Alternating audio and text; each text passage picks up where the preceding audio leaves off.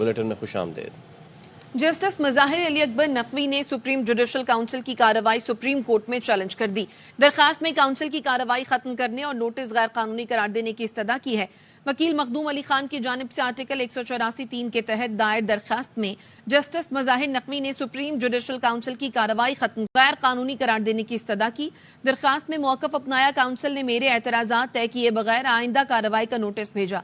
Supreme judicial council ने 27 अक्टूबर को press release जारी करके मेरे बुनियादी हुकूक की खिलाफ वर्जी की।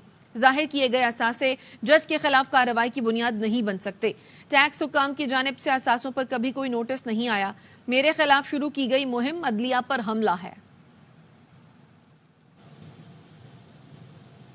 और सुप्रीम जुडिशल काउंसिल का इजलास आज 2 बजे के बाद होगा। चीफ जस्टिस काजी फाइज ईसा इजलास की सरबराही करेंगे। इजलास में जस्टिस मज़ाहिर अली अकबर नकवी के एतराज़ात का जायजा लिया जाएगा। जस्टिस मज़ाहिर नकवी पर आमदन से ज़ायद असासों और इख्तियारात के नाजायज़ इस्तेमाल का इल्ज़ाम है। शो कॉज नोटिस के जवाब में जस्टिस मज़ाहिर नकवी मौजूदा जुडिशल काउंसिल को गैर कानूनी करार दे चुके हैं। काउंसिल ने जस्टिस मज़ाहिर अली अकबर नकवी के नाम पर लाहौर में 2 जायदादों का रिकॉर्ड तलब कर रखा है, जिनमें गुलबर्ग 3 लाहौर में प्लॉट नंबर 144 ब्लॉक F1 और लाहौर कैंट में plot number 100 Saint Zeiss park शामिल हैं। सुप्रीम जुडिशल काउंसिल ने जस्टिस मज़ाहिर नकवी को नोटिस जारी कर रखा है। इजलास में जस्टिस सरदार तारिक मसूद के खिलाफ शिकायत भी ज़ेर गौर आएगी। इस्लामाबाद की एहतसाब अदालत में साबिक वज़ीर आज़म नवाज शरीफ की तोशाखाना से हासिल की गई गाड़ियों के खिलाफ रेफरेंस में अपने दिफा से मुतालिक जवाब दाखिल करवाने की दरखास्त अदालत ने मंजूर कर ली। नवाज शरीफ का बयान कलमबंद करने की इजाजत देते हुए समाअत 30 नवंबर तक मुलतवी कर दी गई। नैब प्रोसिक्यूटर ने मौक़िफ़ अख्तियार किया, तफ्तीशी अफसर बयान रिकॉर्ड कर लें, हमें कोई एतराज़ नहीं। जज मोहम्मद बशीर ने तोशाखाना गाड़ियों से मुतालिक नैब रेफरेंस की समाअत की। आसिफ अली जरदारी, ख्वाजा अब्दुल गनी मजीद, अनवर मजीद और यूसुफ रजा गिलानी के प्लीडर अदालत पेश हुए और मुलजिमों की हाजिरियां लगाईं। नवाज शरीफ के वकील काजी मिसबा ने अदालत में दरखास्त दी कि नवाज शरीफ का दौरान तफ्तीश बयान रिकॉर्ड नहीं हुआ, दिफा का बयान रहता है। अदालत नैब को नवाज शरीफ का बयान रिकॉर्ड करने की हिदायत दे। जज ने कहा, इसमें क्या मसला है, नवाज शरीफ को बुलाकर बयान रिकॉर्ड कर लें। नैब प्रोसिक्यूटर ने कहा, तफ्तीशी अफसर को बयान रिकॉर्ड करना होता है, वही करेंगे। वकील सवाई ने कहा, सवालनामा दे दें, हम जवाब दे देते हैं। नैब प्रोसिक्यूटर ने कहा, हमें कोई एतराज नहीं। अदालत ने नैब प्रोसिक्यूटर के दफ्तर से तफ्तीशी अफसर को 30 नवंबर तक नवाज शरीफ का बयान रिकॉर्ड करने का हुक्म दिया।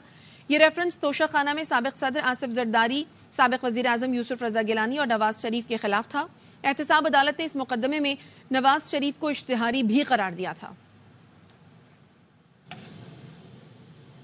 चेयरमैन PTI की जेल ट्रायल और सीक्रेट एक्ट अदालत के जज की तैनाती के खिलाफ इस्लामाबाद हाई कोर्ट में इंट्रा कोर्ट अपील की समाअत जारी है। जस्टिस गुल हसन औरंगजेब ने कहा, हमने दस्तावेज देखे हैं, तैनाती के लिए कार्रवाई का आगाज हाई कोर्ट से हुआ। चेयरमैन PTI के वकील ने कहा, हमें तो वो दस्तावेज भी नहीं दिखाए गए। जस्टिस गुल हसन औरंगजेब ने कहा, पहले अटॉर्नी जनरल के अपील नाकाबिल समाअत होने के एतराज का जवाब दें। सलमान अकरम राजा ने कहा, 16 अगस्त को ओपन कोर्ट में जुडिशल रिमांड मंजूर किया गया। 29 अगस्त को साइफर केस की जेल समाअत का नोटिफिकेशन जारी किया गया।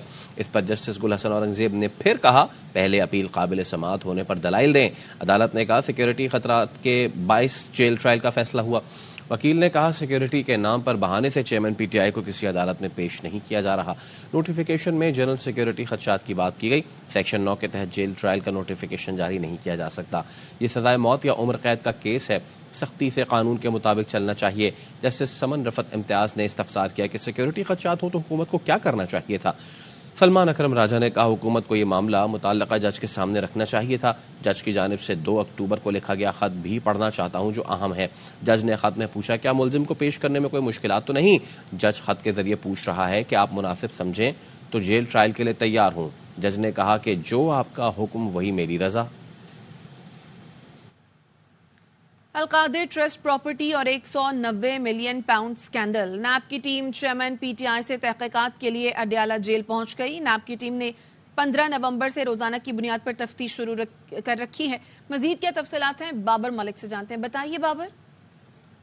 جی ہاں، احتساب کی خصوصی عدالت کے جج محمد بشیر کی عدالت نے چیئرمین نیب کا 21 نومبر تک جسمانی ریمانڈ منظور کر رکھا ہے 190 ملین پاؤنڈ، اور یہی وجہ ہے کہ نیب کی ٹیم روزانہ کی بنیاد پر اڈیالہ جیل کا نہ صرف وزٹ کرتی ہے بلکہ 190 ملین پاؤنڈ القادر ٹرسٹ اسکینڈ میں جو ہے ان سے تفتیش بھی کرتی ہے، کچھ سوالات کیے جاتے ہیں اور کچھ ڈاکومنٹس وغیرہ کے اوپر بھی چیئرمین سے سوالات کیے جاتے ہیں۔ یوں یہ ٹیم جو ہے روزانہ تقریباً 2 سے 2.5 اور زیادہ سے زیادہ 3 گھنٹے تک اڈیالہ جیل میں تفتیش کرتی ہے اور پھر روانہ ہو جاتی ہے، لیکن ابھی تک ٹیم اڈیالہ جیل کے اندر ہی موجود ہے۔ جی بہت شکریہ بابر ملک۔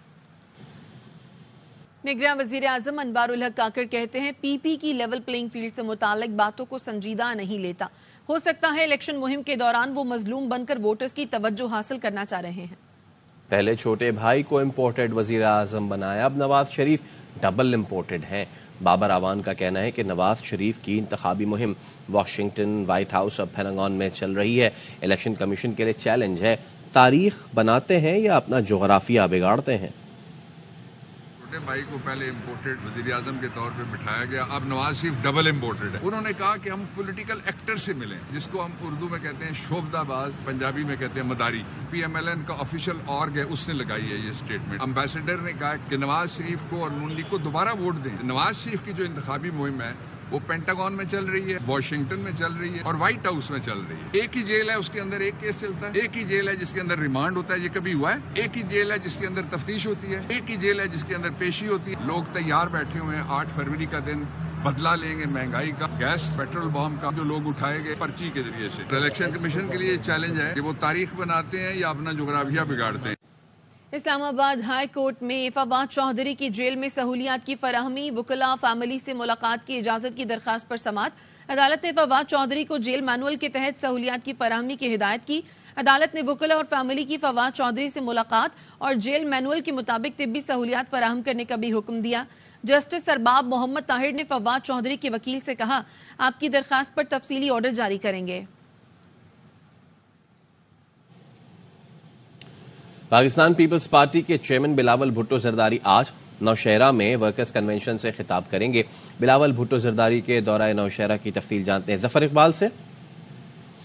پیپلز پارٹی کے چیئرمین بلاول بھٹو زرداری کے خیبر پختونخوا کے دوروں کا سلسلہ جو ہے وہ جاری ہے، اور آج اس سلسلے میں ان کا 4تھا دورہ ہے، جس میں وہ نوشہرہ کی تحصیل پبی میں ورکر کنونشن سے خطاب کریں گے، جس کے لیے خٹک باغ میں پنڈال سجا دیا گیا ہے، کرسیاں لگا دی گئی ہے، اسٹیج تیار کر لیا گیا ہے، ساؤنڈ سسٹم کی تنصیب جو ہے مکمل ہو چکی ہے۔ یہاں پر سیکورٹی کے انتہائی سخت انتظامات کیے گئے ہیں۔ بلاول بھٹو زرداری تقریباً 2:30 بجے یہاں پر پہنچیں گے۔ کنونشن سے خطاب سے قبل وہ پارٹی کی مقامی قیادت اور جو ٹکٹ ہولڈرز ہیں ان کے ساتھ ملاقاتیں کریں گے اور آئندہ انتخابات کے حوالے سے انہیں ہدایات دیں گے۔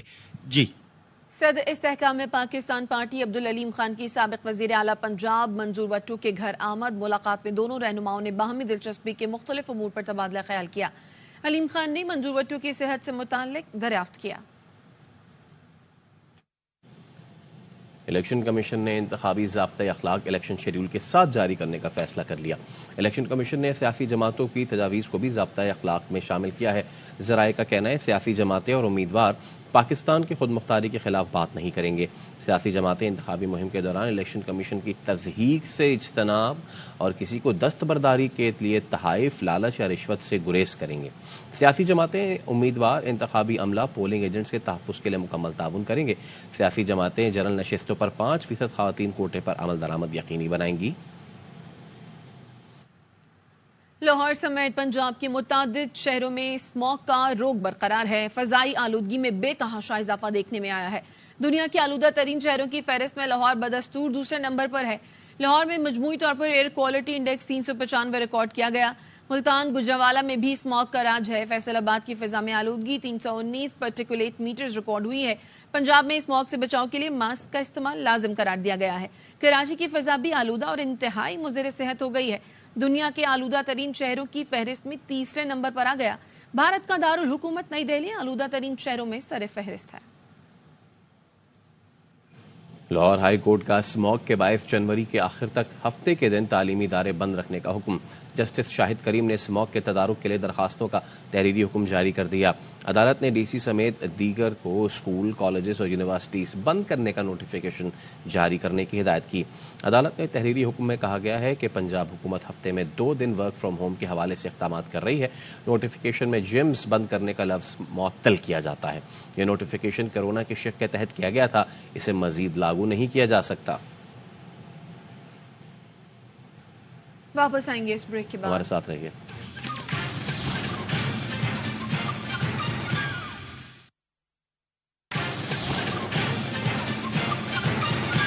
Welcome back. چیف جسٹس قاضی فائز عیسیٰ نے انٹرنیشنل اسلامک یونیورسٹی انتظامیہ کے خلاف تحقیقات کے لیے صدر مملکت چیئرمین HEC وفاقی وزارت تعلیم کو خط لکھ دیا۔ خط میں چیف جسٹس نے نائب صدر نبی بخش جمانی کی تعیناتی پر شدید تحفظات کا اظہار کرتے ہوئے کہا، انٹرنیشنل اسلامک یونیورسٹی بد انتظامی کی وجہ سے عالمی معیار کھو چکی ہے۔ بد انتظامی کے باعث یونیورسٹی میں اسلامی اقدار بھی ختم ہو چکی ہیں۔ میری درخواست پر 3 سال بعد صدر نے 30 نومبر کو بورڈ ممبرز کا اجلاس بلانے کا کہا ہے۔ نائب صدر نبی بخش جمانی نے میرے 2 خطوط کا جواب تک نہیں دیا۔ خطوط کا جواب نہ دینا اس بات کا غماز ہے کہ نائب صدر غلط کاریوں کی پردہ پوشی چاہتے ہیں۔ نبی بخش جمانی کی تعیناتی 3 سال کے لیے تھی، مگر تاحال عہدے پر براجمان ہے۔ بورڈ آف ٹرسٹیز اجلاس بلا کر یونیورسٹی کے انتظامی معاملات کا جائزہ لیں۔ خط کی کاپی چیف جسٹس شریعت کورٹ اور یونیورسٹی انتظامیہ کو بھی ارسال کر دی گئی ہے۔ CTD کی پنجاب کے مختلف شہروں میں کارروائی، کلعدم TTP کے کمانڈر سمیت 7 دہشت گردوں کو گرفتار کر لیا گیا۔ ترجمان کے مطابق کارروائیاں راولپنڈی، سرگودھا، بہاولپور، پاک پتن اور ساہیوال میں کی گئیں۔ دہشت گردوں سے بارودی مواد، 2 دستی بم، 2 بارودی سرنگیں اور نقدی برآمد ہوئی۔ بہاولپور سے کلعدم TTP کے اہم کمانڈر سلمان کو گرفتار کیا گیا۔ رواں ہفتے 1136 کومبنگ آپریشنز کے دوران 132 مشتبہ افراد گرفتار کیے گئے۔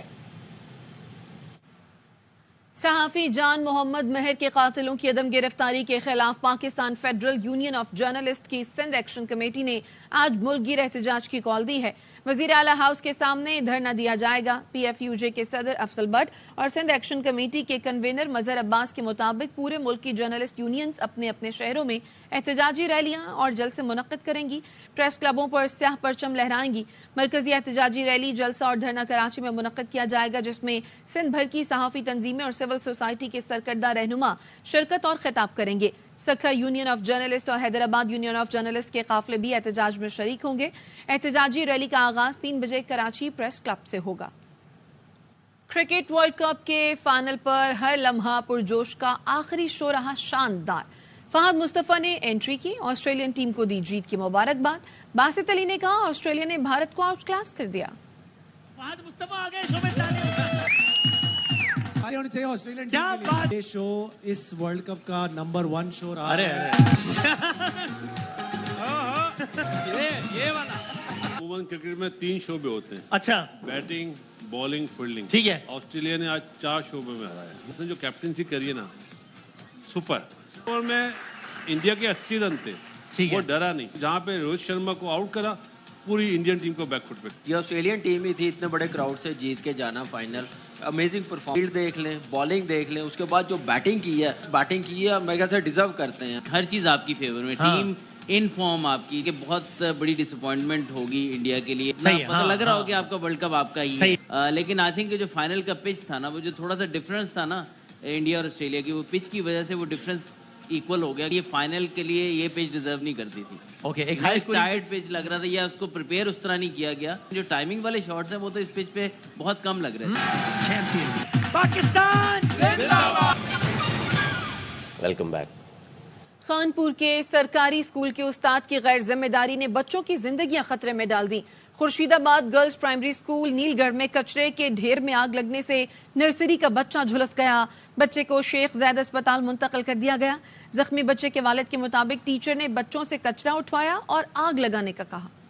یہ تو ٹیچروں نے کہا ہے کہ کچرا پڑا ہوا ہے، یہ سارا کچرا جمع کر کے اس کو آگ لگانا۔ تو ایک بچے نے میرے بیٹے کو دھکا دیا ہے پیچھے سے، تو اسی آگ میں گر گیا سر، تو اس سے دونوں ہاتھ جل گئے ہیں۔ تو ٹیچروں نے کہا ہے کہ ہمیں کوئی پتہ نہیں ہے، نہ ہم لوگوں نے بولا ہے۔ بچہ کہہ رہا ہے کہ ہمیں ٹیچر نے بولا ہے کہ یہ کچرا اٹھاؤ اور یہ کچرا پھینکو نا۔ یہ نرسری کلاس میں پڑھتا ہے، وہ بہت جل گیا ہے، اس کے ہاتھ بھی بہت جل گیا ہے۔ ان ٹیچروں کے خلاف کوئی ایکشن لیا جائے۔ 45 روز سے غزہ پر اسرائیل کی مسلسل بمباری جاری ہے۔ نیوز اسٹوڈیو سے فی الوقت اتنا ہی۔ دیکھتے رہیے ARY نیوز۔